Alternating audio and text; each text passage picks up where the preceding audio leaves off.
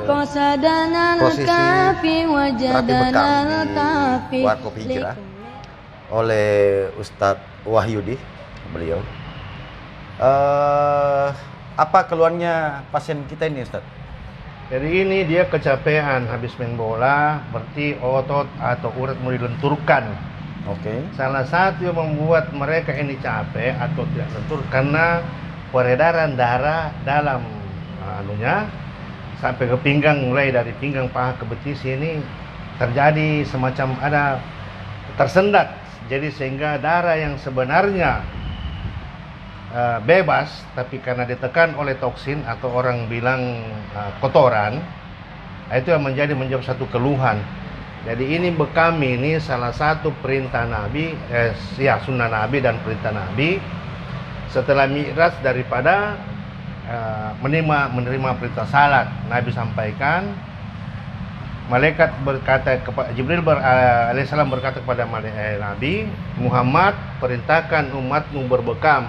Sesungguhnya orang yang berbekam Allah puji. Maka kita ini belajar. Artinya Ustadz, ini bekam sambil kita berobat sambil dapat pahala. Jadi, karena menjalankan sunnah Nabi. Jadi ini salah satu sunnah Nabi, sabda Nabi, man ahya sunnati faqad ahabbani kana ma'ya fil jannah. Barang siapa menghidupkan sunnahku, maka dia cinta kepadaku. Dan barang siapa cinta kepadaku, insya Allah bersama-sama Nabi di surga. Itu janji Nabi. Nah, cuma ini bekam sekarang ini orang masih takut.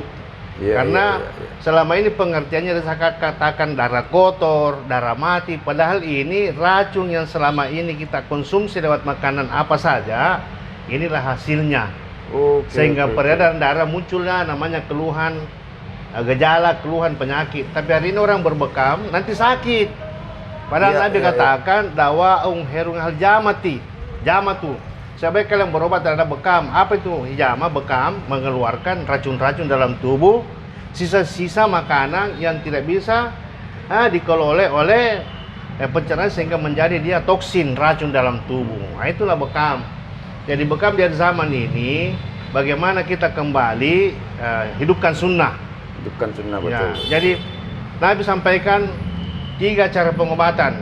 Pertama, puasa Senin Kamis, kemudian bersedekah. Sebaik kalian berobat, dawa wahil jama adalah berbekam. Jadi keluarkan semua. Jadi kita niat berbekam bukan karena niat mau sembuh, tapi niat karena sunnah. Tapi yang pasti pengobatan bekam, Ustadz, sudah pasti benar selama betul-betul caranya benar sesuai dengan tuntunan syariah. Karena ada juga saya lihat katanya mengaku pintar bekam, tapi fenomena kayak contoh masalah titik, sempat kita ngobrol sebelumnya tadi, ada titik yang pasang sampai 50 titik di bekam apa sebagainya. Itu brutal itu. Tidak benar, Ustadz, ya? Benar, 30 tidak bisa. Karena titik sunnah cuma 10. Ya. Jadi bekam ini, Pak, ada sekarang orang berbekam bagus juga sebenarnya pakai jarum.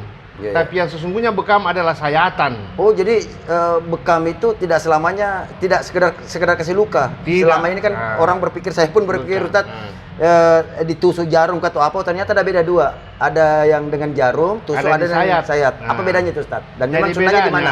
Kalau jarum itu kemungkinan besar mengenai daripada daging.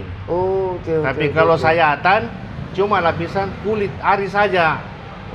Nah, tempatnya ini toksin di antara daging dengan kulit. Kalau sunnah Nabi sayatan tuh jarum, Ustaz. Kalau sunnah Nabi otomatis jelas sayatan. Sayatan. Oke.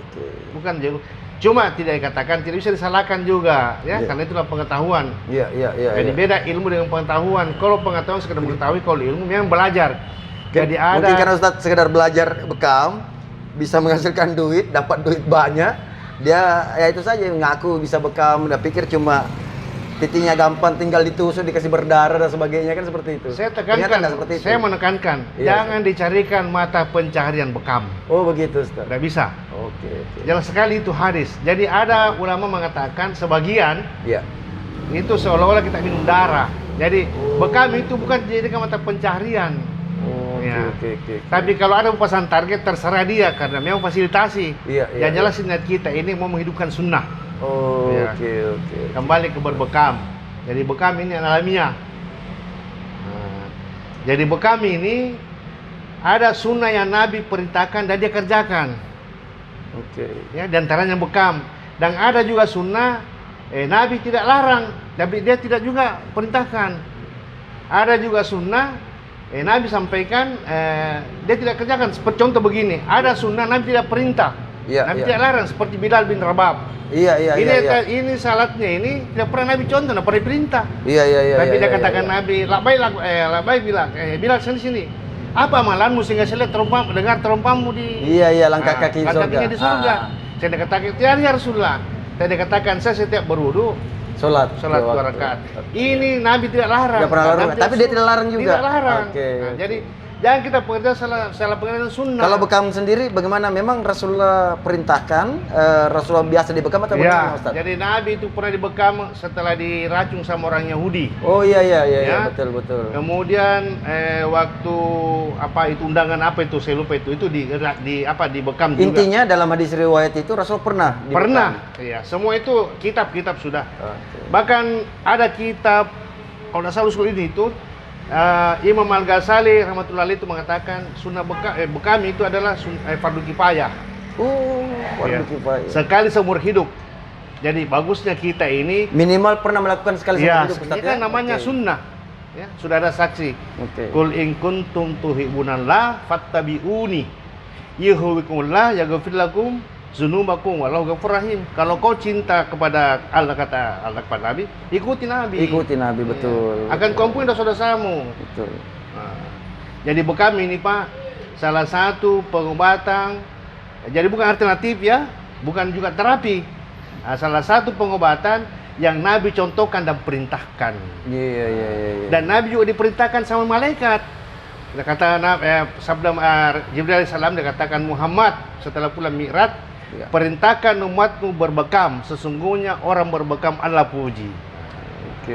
Makanya kita umat dari zaman ini Pak, banyak keistimewaan. Cuma kadang kita ini tidak ada penjelasan, tidak ada penyampaian. Dan bekam ini harus dipaham. Ada titik anatomi tubuh. Tidak bukan sekedar titik asal.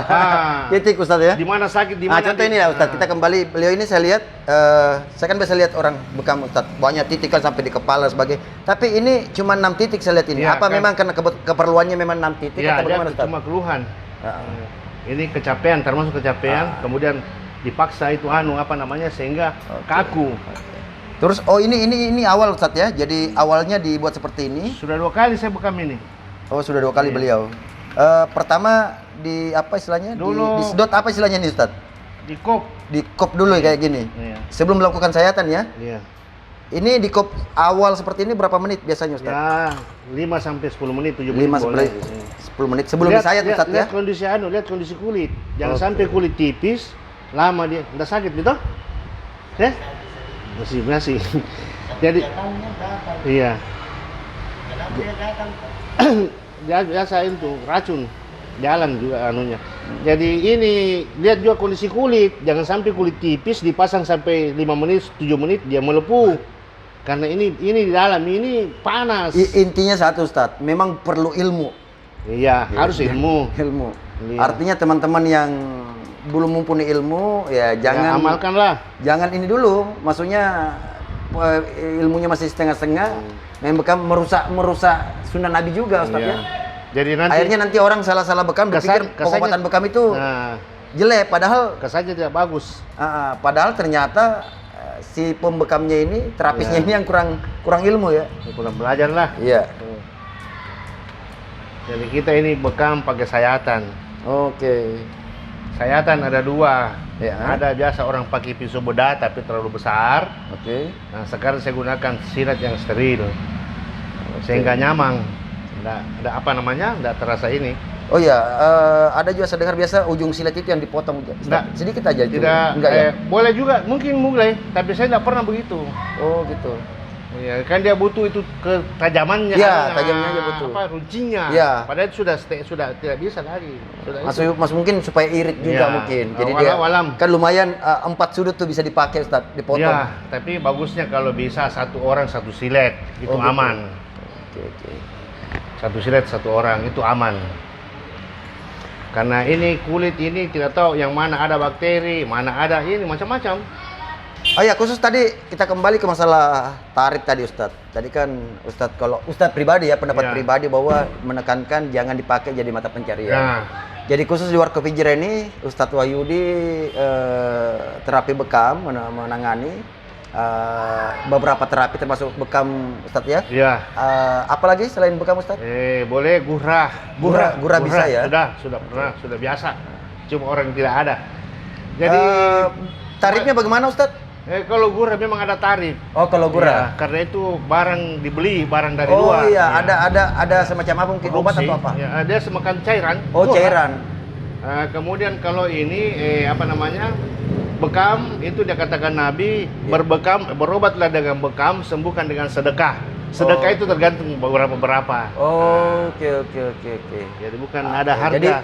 Jadi tekankan di Warkop Hijrah kita ini untuk pengobatan terapi salah satunya adalah bekam, Ustadz Wahyudi tidak menetapkan tarif. Cuma memang teman-teman kadang, dan itu ada hadisnya bahwa sedekah itu adalah salah satu obat atau penyembuh juga. Nah, kadang juga ada yang nggak tahu diri Ustadz bilang, kita melayani bayar pasdu, pasdu oke. Gurah, kemudian bekam itu pokok lagi salah kan menyusul itu akupunsur Ustadz ya, menyusul.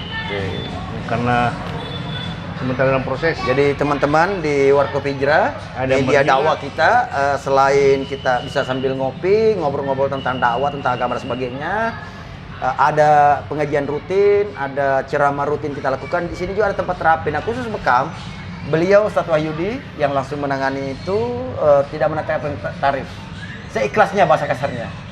Nah, tapi ya teman-teman tahu diri juga lah. Duduk ngopi, ngobrol perkara iman. Betul. Salawat, baca Al-Fatihah salawat. Karena ini urat selian. Oke. Jadi si pasien diarahkan untuk membaca salawat Nabi, kemudian baca Al-Fatihah. Ya sambil menjalani terapi bekamnya sambil beliau ngaji dalam hati. Ya, kalau tidak banyak hafal Quran, cukup zikir juga bisa Ustaz ya. Ya la ilaha illallah.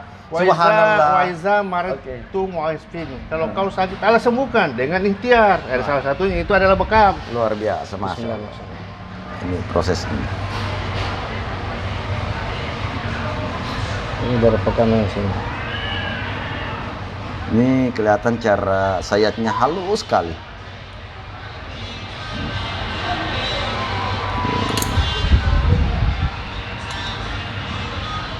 Karena kelihatan kalau umpama ada rasa sakit atau apa, pasti si pasien udah bergerak, terasa sakit, kaget atau apa, tapi ini betul-betul nggak ada.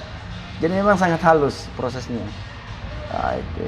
Bagi lagi kayak ya, malah mungkin kalau feeling saya melihat ini seakan-akan mungkin geli, bukan sakit, geli.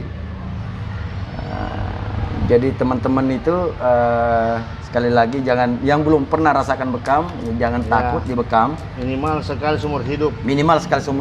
Sunnahnya Ustadz ya. Iya. Nah, nanti habis di kopi itu baru keluar darah, kelihatan sayatannya halus sekali.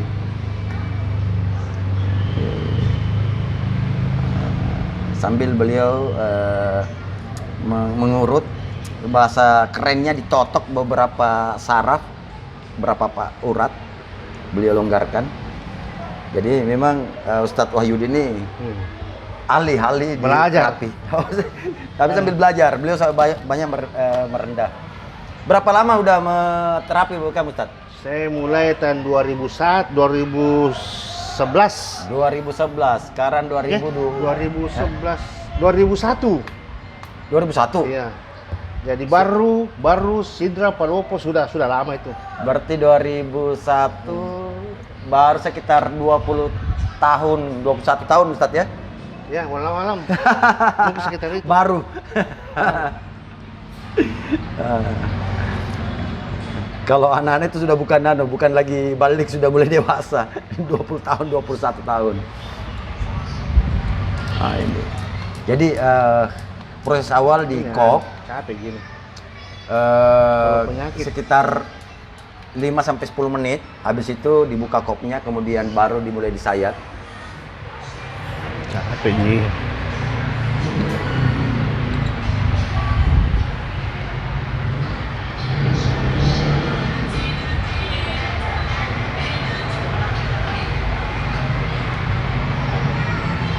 Kelihatan proses sayatnya halus sekali, lembut sekali beliau. Memang kelihatan tangan-tangan profesional.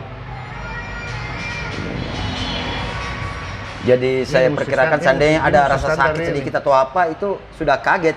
Itu refleks otot itu biasanya. Tapi ini nggak ada gerakan dari si pasien, berarti memang nyaris tidak terasa proses sayatannya. Kemudian darah tidak ada keluar kecuali setelah di kop. Jadi begitu di kop baru darah mulai keluar.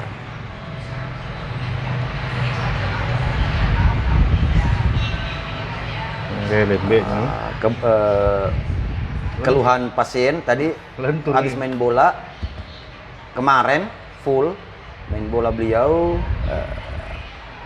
ada tegang dan sedikit sakit nyeri di otot bagian paha sampai betis. Jadi tadi juga kami lihat Ustadz Wahyudi sebelum melakukan terapi bekam, beliau tanya-tanya dulu apa keluhan pasien, apa penyebabnya, apa dari perawatan. Dari itu beliau menentukan titik-titik mana yang perlu dibekam, yang tidak perlu ya tidak usah.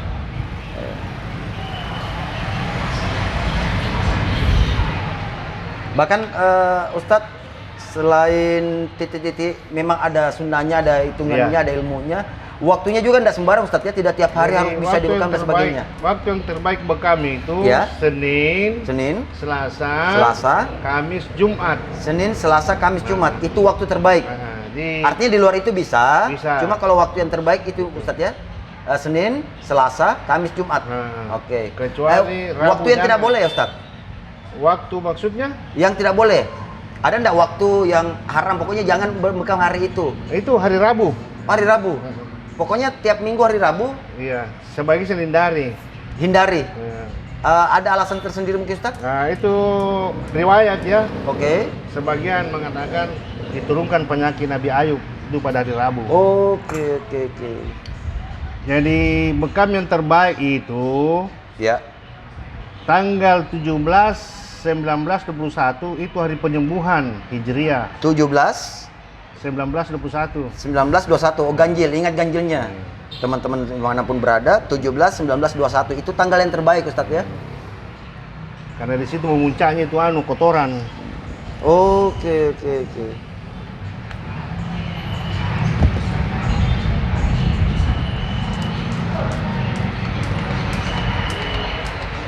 Nah ini biasa kalau sudah kayak model-model kayak gini udah darah keluar ini orang biasa ngeri lihatnya, padahal nggak apa-apa. Ini.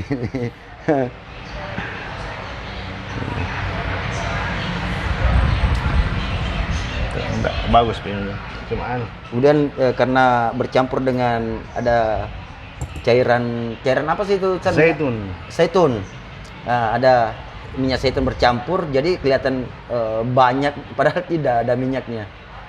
Ini nanti ditutup dan kalau lihat darahnya keluar kayak gini ini orang ngeri. Jadi penutupnya terakhirnya yang sinergi. Oh begitu Ustaz. Jadi tadi waktu bekam kering istilahnya sebelum disayat di kop dulu itu ini minyak zaitun ini beliau oleskan. Nah, otomatis pada saat di kop darahnya udah keluar itu bercampur dengan minyak zaitun.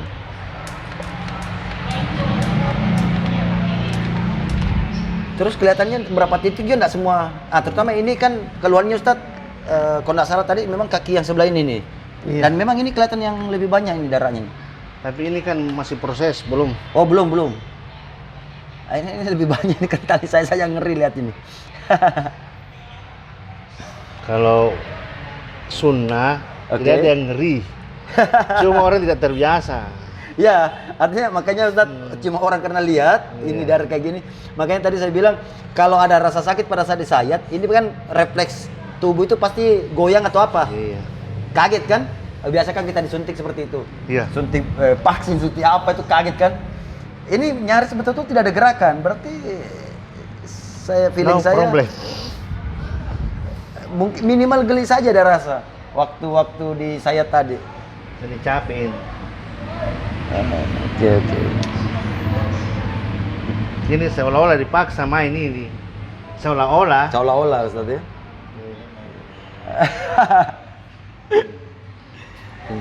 Tinggal bagus. Kalau enggak mau memang. Ini saya lihat seolah-olah dipaksa. Seharusnya sudah istirahat karena ada itu maksimalnya. Tapi dia masih ya mungkin baru lagi main. Atau bagaimana. Kalau sudah seperti itu Ustadz, tidak dikop lagi? Usah diulangi supaya bisa diulangi? Supaya dia bersih betul. Oke. Tas kotoran lupa tadi. Nanti dicuci.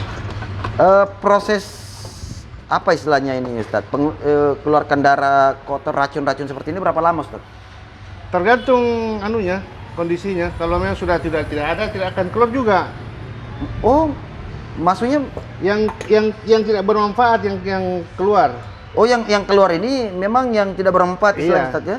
Artinya kalau sudah habis sudah tidak keluar lagi? Sama juga. Oh begitu ya? Iya. Oh. Hasilnya malah melepuh.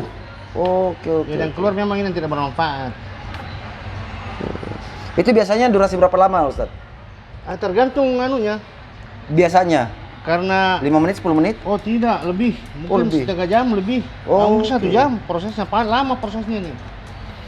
Nanti kalau bersih begini baru kita sudah selesai. Oke. Lupa ambil tas-tas plastik. Oke. Mungkin sementara kita lihat prosesnya. Sebentar setelah selesai baru kita tanyakan hasilnya pada si klien, si pasien.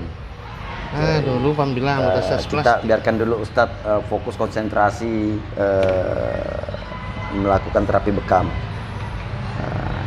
Oke. Jadi teman-teman dimanapun berada yang ingin bekam bisa berkunjung ke Warkop Hijrah Jalan Tinumbul, Lorong 149, Kota Makassar. Jadi selain tempat ngopi, kita ada tempat terapi, bekam, akupresur, akupuntur, pijat refleksi. Kemudian ada pengajian rutin. Pengajian rutin tiap malam Senin dan malam Kamis. Kemudian ceramah pagi tiap Jumat pagi jam 6 jam 7, dan menu minumannya diskon 50% setiap hari Jumat ya. Bahkan ada kebiasaan kita setiap habis sholat subuh itu 5 pengunjung pertama kita gratiskan kopinya ya. Niatnya supaya teman-teman rajin bangun subuh, sholat subuh langsung merapat ke Warkop Hijrah. Ini demikian. Kalau gini kan sudah bersih, sudah mau keluar lagi. Iya, ini udah nyaris betul-betul bersih. Sudah bersih. Udah nggak mau keluar. Saya pikir setiap dikop begini pasti keluar darah. Ternyata tidak juga. Kalau tembus daging ya mesti keluar. Oh iya begitu Ustadz ya? Iya. Oh, jadi ini saya tadi memang nggak tembus daging Ustadz? Nggak. Ini lagi sedikit Pak Broto. Oke. Iya. Jadi kalau darahnya udah banyak, racunnya udah banyak keluar di gelas kopi itu dibersihkan kemudian dikop kembali sampai bersih menurut Ustadz Wahyudi. Nah, sudah bersih. Waduh, luar biasa. Kental jadi. Aduh. Ini kalau orang sakit tak begini. Tapi ini bukan kalau sakit, cuma ya perawatan. Oh iya. Jadi perawatan belum orang sakitnya. Kalau sakitnya lebih parah Ustadz ya. Berobatlah sebelum sakit. Gunakan. Jadi teman-teman jangan menunggu sakit. Ya, jangan sakit menunggu sakit. Oh iya, sebelum ini Ustadz, terapi bekam ini baiknya berapa kali seminggu, berapa kali sebulan Ustadz?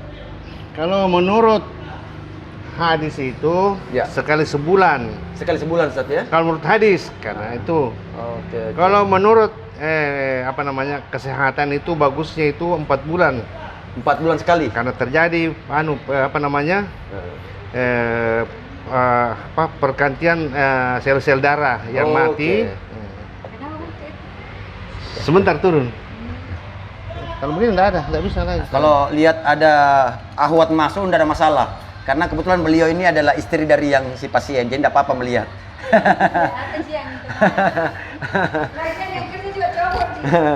Itu.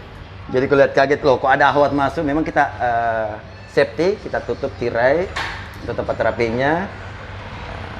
Kalau tadi dilihat si pasien ini Ikhwan, yang masuk ahwat, ya itu istri beliau.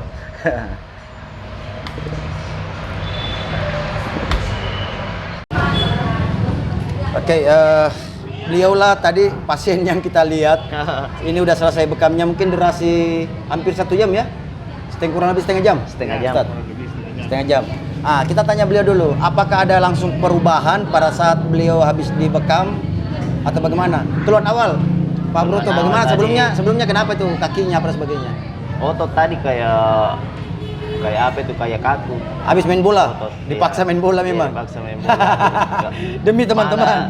Kulit itu kayak bengkak-bengkak. Terasa perasaan bengkak, tadi? Perasaan sebelum? kayak ini toh. Nah, setelah dibekam? Setelah dibekam, malah ini. Tadi istri bilang, saya punya istri, dia bilang, bengkak Dia bilang bengkak. Istri beliau yang masuk sempat ngintip tadi, ahwat itu istri beliau. Dia bilang bengkak.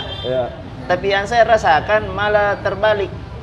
Dia bilang bengkak, padahal kulit saya sekarang kayak ini. Longgar. Kayak longgar. Terus tadi kan sempat juga ada urat sakit apa? Itu sakitnya bagaimana? Iya, ototnya. Masih sakit? Masih sakit urat? Sudah tidak. Wah, rasa sakit urat sudah ada. Iya. Ototnya dia tekan, langsung sakit. Kebetulan di belakang beliau ada Ustadz Bro di sana yang masih segan dan takut untuk dibekam. Beliau masih mikir pengen sekali dibekam tapi takut. Oke. Waktunya dipijit-pijit tadi Ustaz. Sementara dibekam dipijit. Jadi demikian laporan hari ini bekamnya. Insya Allah teman-teman yang mau dibekam silakan langsung berangkat di Warkop Hijrah, Jalan Tinumbu 149, Kota Makassar. Sabda Nabi alaika bi hijrati la mislaha. Ya, Ustaz di. Alaika bi hijrati la mislaha. Ada lagi di atasnya. Tapi ini saudara kita, Pak sudah dapat, Mantamassaka bisunnati inda wasadi ummati falahu ajr itu sahih. Sudah dapat bagi para sahabat